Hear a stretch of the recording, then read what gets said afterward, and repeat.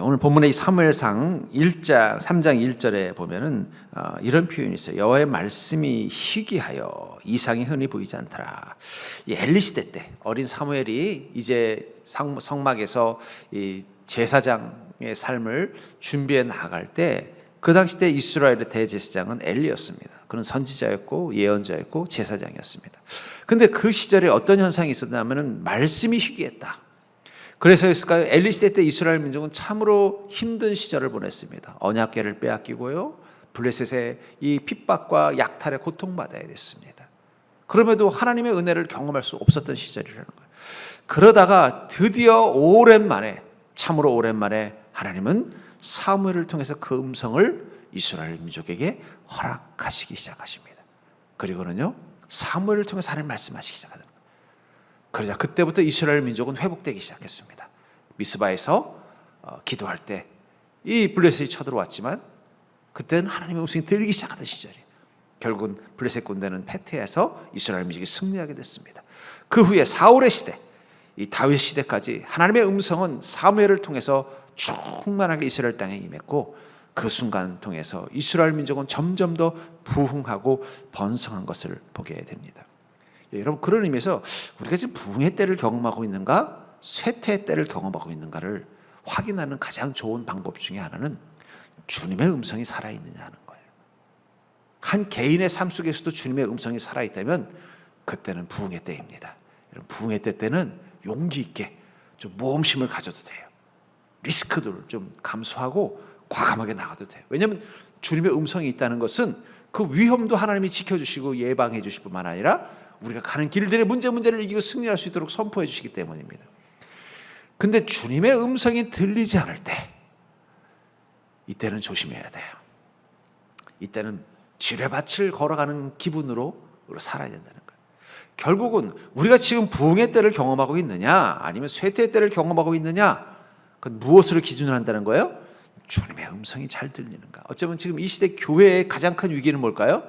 하나님의 음성, 성령님의 음성이 들리지 않는다는 거예요. 제가 금요 예배는 이제 성령 집회, 성령 집회라는 게 결국 무엇입니까? 하나님의 뜨거움이 느껴지고 하나님의 음성이 선명하게 들려지는 시간을 경험하는 거예요. 그것을 위해서 기도도 하고, 기도의 인도회도 하고, 또 성령에 대해서 계속 말씀을 전할 때마다 제 머릿속에 찬양이 떠올라요.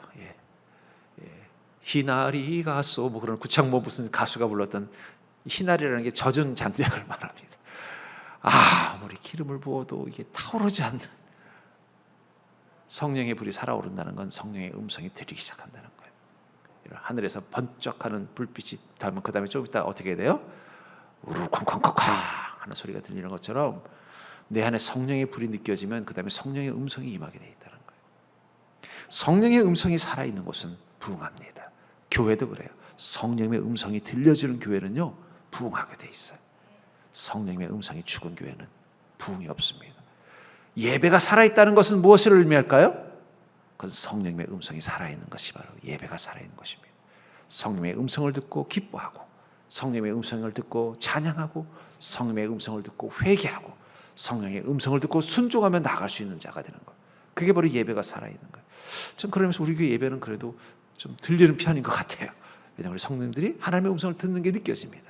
그 음성을 듣고 나가서 자기의 삶을 살아가려고 애쓴다는 게 느껴집니다. 그런 부흥이 있는 거예요.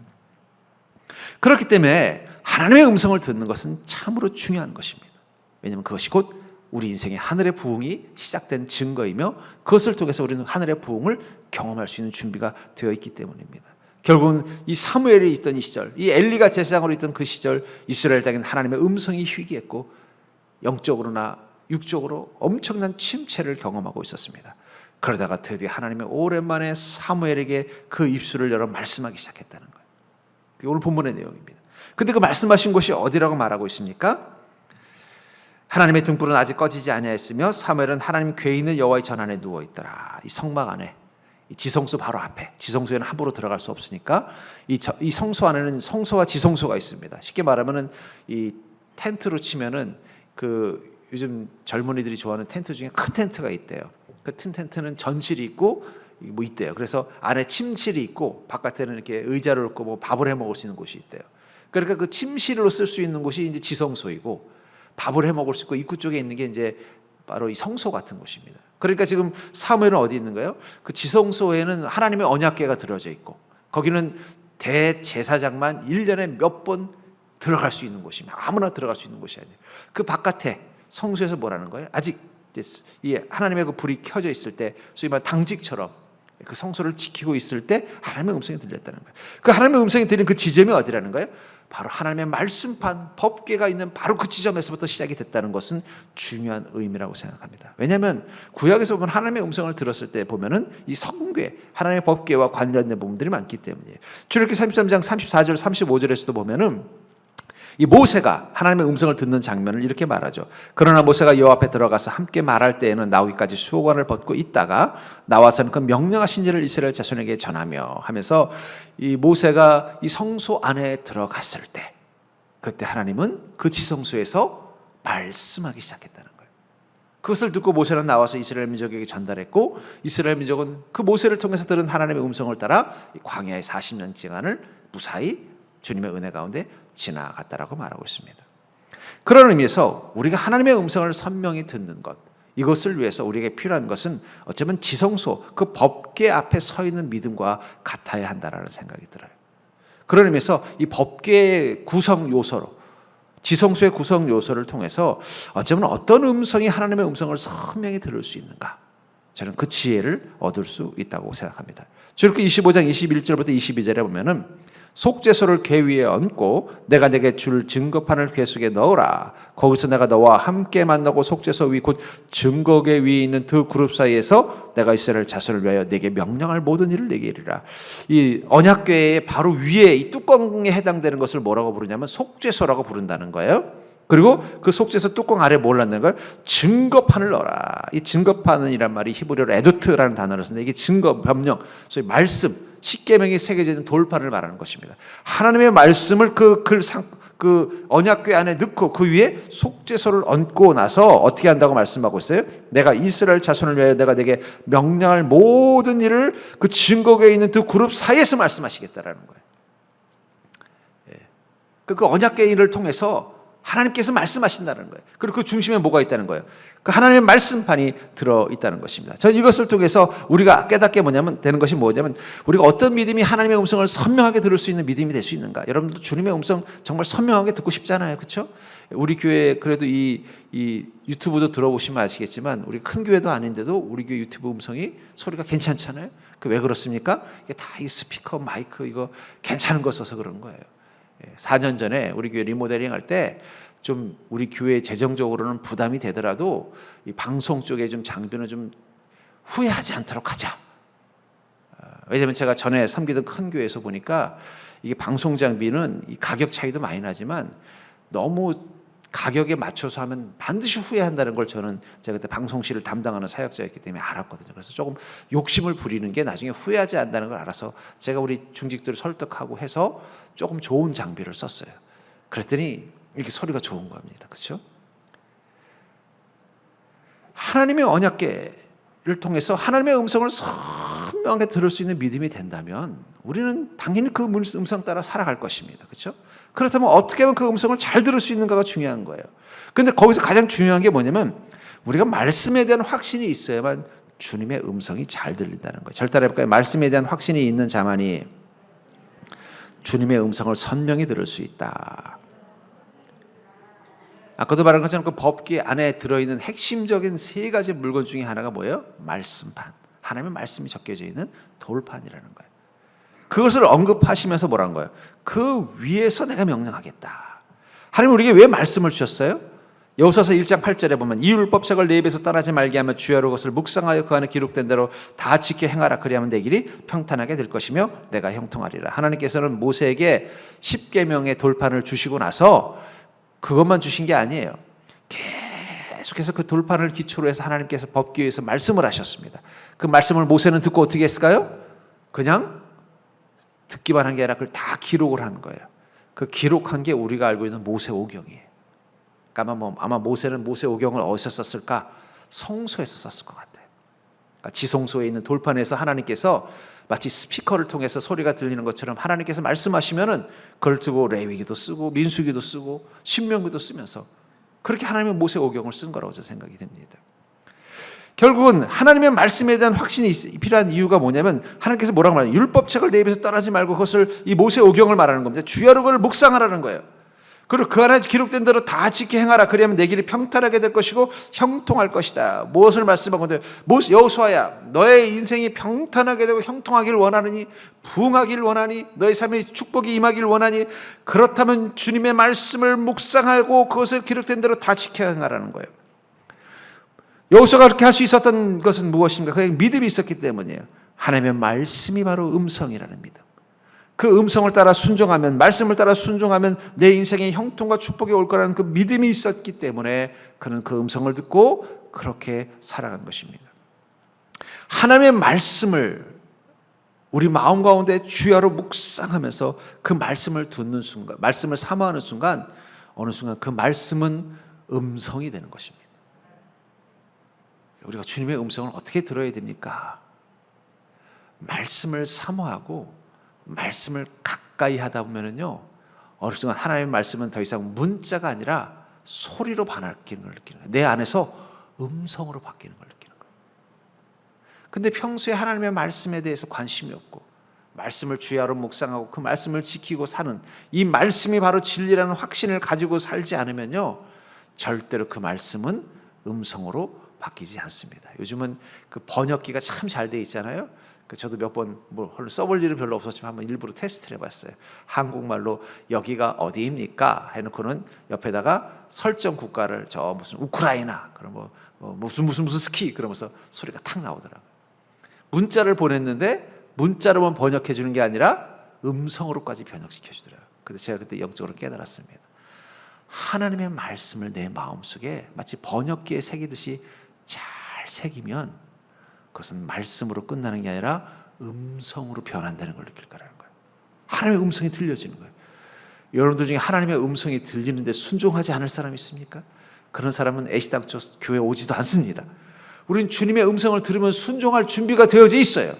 근데 문제는 그 음성을 어떻게 듣는지에 대한 훈련이 되어 있지 않은 것입니다. 근데 분명한 건 우리가 주님의 말씀을 주야로 묵상하고 새기면서 그 말씀이 바로 진리요 하나님의 말씀 속에 바로 하나님의 음성이 들어있다는 확신을 가지고 그 말씀을 사모하며 가면은 그 말씀이 진리요 약속이요 복의 근원이요 확실한 사모함을 가지고 살면은요, 그 말씀은 우리 안에서 하나님의 음성으로 바뀌는 걸 경험한다는 거예요. 그럼 그때부터 순종하는 것입니다. 그러니까 여러분, 하나님의 말씀을 사모하는 자가 성령의 음성이 더 잘 들려요. 물론 가끔은 있지만 대부분 착각하는 것 같아요. 참 예수님도 안 믿었는데 갑자기 막 성령님이 아무개야 이렇게 나타나는, 산신령은 그럴 수 있지만 성령님은 잘 그렇게 안 하십니다. 여러분들 평소에 말씀에 대해 고민하고 말씀을 사모하고 말씀이 진리임을 믿고 말씀대로 살려고 하는 심령 가운데 성령의 음성이 어느 계기를 통해 선명하게 들리게 되는 거예요. 그럼 어느 순간부터는 어떻게 느끼냐면 이게 내가 알고 있는 성경 구절인지 이게 하나님의 음성인지 막 이게 섞이는 걸 느낄 때가 있어요. 말씀이 음성이 되고 음성이 말씀이 되는 경험을 한다는 거예요. 그러면 그때부터는요, 그냥 사모하고 순종하며 가는 거예요. 하나님께서 그 음성을 녹음기에 녹음해서 우리에게 들려주는 거나 편지로 써서 주는 거나 뭐가 달라요? 다를 거 없어요. 그렇기 때문에 여러분들 말씀에 대한 확신을 가지십시오. 하나님의 말씀은 진리요 약속이요 복의 근원이요 확신이라는 그런 확신을 가지고, 복의 근원이라는 확신을 가지고 그 말씀을 이 여호수아처럼 사모하고 주야로 묵상하면은요, 그 순간 그 말씀은 그냥 말씀 문자가 아니라 하나님의 음성으로 바뀌고, 그 음성은 그냥 음성이 아니라 내 인생을 어떻게 살아야 되는지, 어디로 가야 되는지, 무엇을 해야 되는지에 대한 구체적인 하나님의 어떤 음성으로 바뀌는 것입니다. 그리고 그 음성 앞에 순종하면요, 그게 바로 네가 가는 길이 평탄할 것이요 형통하리라. 여러분, 내비게이션 말 들어서 가서 길 잃어버린 사람은 없습니다. 잘못 알아들어서 문제가 되는 경우는 있지만, 하나님의 음성이 내비게이션처럼 내 심령 가운데 계속 들려진다면 그 음성 따라가는데 망할 인생이 어디 있겠습니까? 반드시 평탄할 것이고 반드시 형통할 것입니다. 그렇기 때문에 여러분들 주님의 음성이 선명히 들리는 믿음을 위해서 하나님의 말씀을 사모하고 그 말씀이 진리인 것에 대한 확신을 가지고 그 말씀과 동행하는 믿음 되기를 주의 이름으로 축복합니다. 두 번째로 하나님의 음성이 잘 들리려면요, 하나님과의 화해가 먼저 선행되어야 된다는 거예요. 하나님과의 화해가. 출애굽기 25장 17절부터 19절에 보면은 또 이 성막, 언약궤에 관한 이야기를 이렇게 순금으로 속죄소를 만들되 길이는 2깃반, 또 한 너비는 1규빗 반이 되게 하고 금으로 그룹들을 속죄소 두 끝에 쳐서 만들되 한 그룹은 이 끝에 또 한 그룹은 저 끝에 곧 속죄소 두 끝에 속죄소와 한 동이로 연결할지며, 이 언약궤의 그 뚜껑에 해당되는 부분을 속죄소라고 불렀습니다. 왜 속죄소라고 불렀을까요? 이 속죄소라는 말이 히브리어로 카보레트라는 단어를 쓰는데 이 말이 자비의 보좌, 은혜의 자리. 그러니까 그 뚜껑은 그냥 언약궤의 뚜껑은 그냥 소뚜껑 같은 뚜껑이 아니라 하나님이 앉으시는 의자라는 거예요. 근데 어떤 목적으로 앉는다는 거예요? 우리를 용서하시고 우리를 사랑하시기 위해서 앉아 계신 자리. 그러니까 이 성막 안에 있던 이 언약궤를 보면서 이스라엘 민족은 어떻게 하냐면, 하나님은 그 언약궤 위에 양쪽의 그룹들을 호위하시고 앉아 계시는 거예요. 그래서 속죄소는 바로 이 카보레트, 자비의 보좌, 은혜의 자리라는 거예요. 거기에 앉아서 하나님은 우리를 만나기를 원하고 계신 것입니다. 근데 우리가 주님 앞에 만나야 되는데, 만나는 것은 어떤 것을 통해서 만나는 거예요? 말 그대로 속죄소. 우리의 죄를 회개해서 우리 안에 거룩함과 깨끗함이 회복되어야만 하나님을 만나는 것입니다. 회개는 깨끗해지는 것을 의미하는 거예요. 우리의 죄를 우리의 삶과 마음 속에서, 영혼 속에서 씻어낸 모습 가지고 주님을 만나러 나아가는 것입니다. 그 자격을 가진 사람만이 주님을 만날 수 있는 것입니다. 주님을 만나야 주님의 음성을 듣죠. 모세가 시내 광야에서 호렙산 밑에서 떨기나무가 불타는 것을 봅니다. 그 신기하구나. 그럼 가까이 갔더니 처음으로 모세에게 하나님의 음성이 들렸어요. 모세야, 모세야. 무슨 말씀 먼저 했어요? 내가 너를 애굽에 이스라엘 민족을 구원할 지도자로 보내야겠다. 이 말씀 먼저 한 게 아니라 내 신을 벗으라. 이것은 거룩한 곳이다. 하나님과 대화하려면 신부터 벗어야 돼요. 그 신은 무엇입니까? 바로 우리가 세상에서 묻혀온 죄와 오염된 마음을 의미하는 거예요. 그걸 먼저 깨끗하게 해야, 그래야 우리는 주님을 만날 수 있는 거예요. 하나님은 그것부터 얘기하셨다는 거예요. 아이고 모세야, 그래서 내가 너 기다리고 있었다. 좀 빨리 와봐라. 지금 이스라엘 민족이 지금 막 괴로워서 막 몸부림치고 난리가 났다.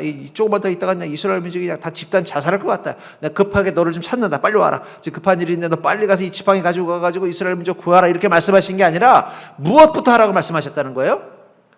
내 신을 벗어라. 이곳은 거룩한 곳이다. 그 다음부터 하나님의 음성이 들렸다는 거예요. 모세가 거기서 아유 하나님 죄송합니다. 제가 지금 다리에 좀 병이 있어가지고 신발을 벗으면 이게 발에 통증이 있어가지고 못 벗습니다. 그랬으면 어떻게 됐을까요? 그럼 다음에 다 낫고 다시 그때 와라. 내가 그때 말하겠다. 이럴 수도 있다는 거예요. 하나님은 거룩하지 않은 자와 대화하지 않습니다. 하나님은 깨끗하지 않은 자와 대화하지 않습니다.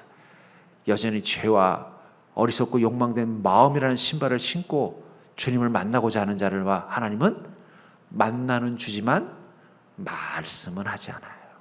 이거 중요한 것입니다. 예배는 여러분 신을 벗고 들어와야 돼요. 그렇다고 해서 보이는 신발을 벗으라는 뜻이 아닙니다. 내 마음의 신을 벗어야 돼요. 여러분들 지금 몸에 두르고 있는 것 중에 가장 병균이 많은 게 어디예요?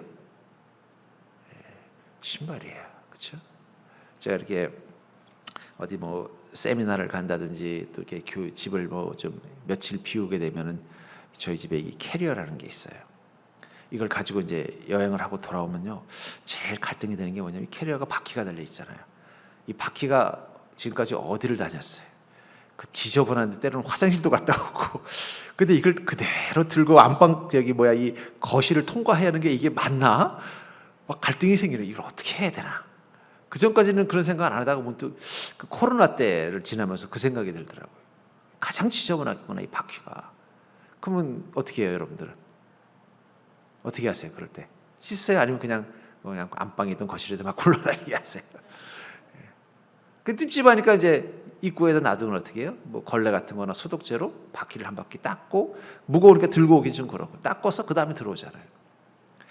우리에게 가장 더러운 곳은 아마 신발이겠죠. 그렇죠? 거기 제일 많은 균들이, 세상의 균들이 붙어 있을 거예요. 그런 것처럼 우리 마음에도 신발이 있다는 거예요. 죄와 욕망에 너무 잘 오염되고 잘 빠져 있는 것들, 그것들을 벗고 주님께 나오는 게 필요하다는 거예요. 그렇게 성결함으로 나와야만 어떻게 돼요? 하나님은 만나 주신다는 거예요. 결국 하나님께서 우리와 함께하지 않는 이유는 무엇입니까? 우리가 죄에 타락된 존재가 되었기 때문에. 그리고 그 죄를 벗고 주님을 만나는 것을 뭐라고 말하냐면 그걸 화해라고 말하고 있다는 거예요. 에베소 2장 16절부터 18절에 보면 또 십자가로 이 둘을 한 몸으로 하나님과 화목하게 하려 하심이라. 원수된 것을 십자가로 소멸하시고 또 오셔서 먼데 있는 너에게 평안을 전하시고 가까운 데 있는 자들에게 평안을 전하셨으니 이는 그로 말미암아 우리들이 한 성령 안에서 아버지께 나아감을 얻게 하려 하심이라. 왜 하나님께서는 예수 그리스도와 그 십자가를 통해서 우리와 화목해졌을까요? 십자가는 무엇을 의미하는 거예요? 우리의 죄를 대신 지시고 감당하시고 갚으시는 것입니다. 다시 말해 예수님이 우리의 신발을 벗겨주신 거예요. 그래야만 어떻게 해요? 하나님과 화목할 수 있고 하나님과 화해한 자만이 한 성령 안에서 하나님 아버지께 나아갈 수 있기 때문이라는 거예요. 하나님을 만나야 하나님의 말씀을 듣죠. 그렇잖아요. 만나지도 않고 어떻게 주님의 말씀을 듣겠습니까? 여러분들은 예수 그리스도를 통해서 구원받은 그리스도인들입니다. 그런데 여러분들 중에 말고 바깥에서 어떤 사람이 나도 좀 교회라는 데를 한번 가볼까? 교회라는 데가 어떤 곳인지 궁금했어요. 한 번도 교회라는 곳을 가본 적이 없어서 지나가면서 십자가를 봤는데 내부는 어떨까? 궁금한 마음이 있어서 여기 앉아있다고 한번 가정해 볼게요. 근데 갑자기 여기 앉은 우리 모든 사람들이 하나님의 음성이 막 들리기 시작하는 거예요. 그 사람한테는 들릴까요? 안 들릴까요? 물론 하나님이 아주 특별한 목적이 있어서 강권적으로 들리는 게 아니라면 그 사람은 안 들릴 확률이 높습니다. 안 들릴 확률이 높아요. 오순절 이 다락방에 성령께서 임했을 때 많은 이들이 그 안에 모여 있었던 사람들이 방언을 하기 시작합니다. 그 방언을 지나가던 이 디아스포라, 해외에 거주하는 이스라엘 유대교인들이 듣습니다. 근데 어떤 사람들은 그 소리 속에서 자기가 원래 가지고 있는 그 지역, 사는 지역의 언어로 주님이 말씀하시는 음성을 들은 사람도 있지만 어떤 사람은 이 사람들은 술 취했나 보다? 왜 이렇게 주정을 부리나? 라고 했다고 말하고 있어요. 왜 같이 한 공간에서 성령님이 임해서 그곳에 있었던 예수님의 제자들과 사람들이 다 똑같이 방언을 하고 있는데 그 소리를 주변에서 들었던 사람들 중에 어떤 사람은 자기 나라 말, 이태리 출신이면 이태리 말로, 스페인 출신이면 스페인 말로, 또 아프리카 출신이면 아프리카 말로 하나님의 음성을 듣고서 야, 이게 어떻게 된 일이냐? 하나님이 말씀하시는구나. 이 놀라는 과정 가운데 있었는데 어떤 사람은요, 뭐라고들 하는 거야? 술 취했나? 안 들리더라는 거예요. 마찬가지입니다. 하나님의 음성을 들으려면 우리 신발을 벗어야 돼요. 마음에 죄와 욕망으로 찢은 신발을 벗어야만, 십자가 앞에서 그것을 벗고 나와야만 하나님은 그때부터 말씀하기 시작하신다는 거예요. 말씀을 들어야 우리가 복된 길로 가죠. 말씀을 들어야 구원의 길로 가죠. 말씀을 들어야 이 지긋지긋한 문제, 해결되는 삶의 문제를 해결하시는 방법을 찾아내지요. 그렇기 때문에 여러분들, 주님의 음성을 듣고 싶다면 주님과 먼저 화해하셔야 됩니다. 주님과 화해하려면 우리 마음과 영혼의 신발을 벗어야 된다는 거예요. 세 번째로, 어떤 믿음이 하나님의 음성을 선명히 듣게 할까요? 그것은 내 인생에 정금과 같은 체험이 있을 때 주님의 음성은 더 선명하게 들린다라고 말하고 있어요. 내 인생에 정금과 같은 체험이 있을 때 주님의 음성은 더욱더 선명하게 들린다라고 말하고 있습니다. 출애굽기 25장 10절부터 11절에 보면 그들은 조각목으로 궤를 짜되 길이는 2규빗 반, 너비는 1규빗 반, 높이는 1규빗 반이 되게 하고 너는 순금으로 그것을 싸되 그 안팎을 싸고 위쪽 가장자리로 돌아가며 금태를 두르고. 하나님께서 이 언약궤를 통해서 그 언약궤에서 말씀을 하시는데 그 언약궤를 무엇으로 싸라고 말씀하고 있어요? 순금으로 둘러싸라 하는 거예요. 네. 여러분, 순금은 처음부터 이 땅 가운데 자연스럽게 있는 게 아닙니다. 순금은 정제된 금이에요. 광부가 이 동굴 속에서 바위 속에서 캐낸 금은 순금이 아닙니다. 거기에는 다른 금속 이물질들이 섞여 있어요. 그것을 어떻게 해요? 뜨거운 석탄불에 녹여서 이 비등점을 이용해서 순금과 불순물을 구분해낸 것만이 순금입니다. 그것을 반복해서 정제했을 때 이 순금이 나오는 거예요. 오직 하나님의 음성을 들을 수 있는 그 공간은 순금으로 장식된 곳만 들을 수 있다. 그게 어쩌면 언약궤가 주고 있는 이 상징성이라는 거예요. 저는 그러면서 교회는요, 순금의 신앙이 필요해요. 순금. 여러분들이 순금의 신앙이 될 수 있기를 주의 이름으로 축복합니다. 그럼 순금의 신앙은 무엇입니까? 순금이 되려면 뭐가 있어야 돼요? 풀무불이 있어야 되는 거예요. 풀무불. 풀무불을 통해서 어떻게 돼요? 우리의 믿음이 정제되어지는 시간을 통해서 순금의 신앙을 갖게 됐을 때 우리는 더욱더 하나님의 음성을 선명히 듣는 자가 될 수 있다는 것입니다. 그래서 잠언 17장 3절에 보면은 도가니는 은을, 풀무는 금을 연단하거니와 여호와는 마음을 연단하시느니라. 아니, 하나님께서 우리 마음을 연단하신대요. 때로는 낙심하게도 하시고 실망하게도 하시고 두려움과 절망을 느끼게도 만들고, 그것을 통해서 어떻게 돼요? 낙심하지만 주님의 말씀을 소망으로 붙잡으려고 하고, 실망하지만 다시 한번 믿음으로 일어서려고 하고, 절망되지만 다시 한번 뜨겁게 기도하면서 하나님의 은혜를 사모하고, 이것들이 다 뭐예요?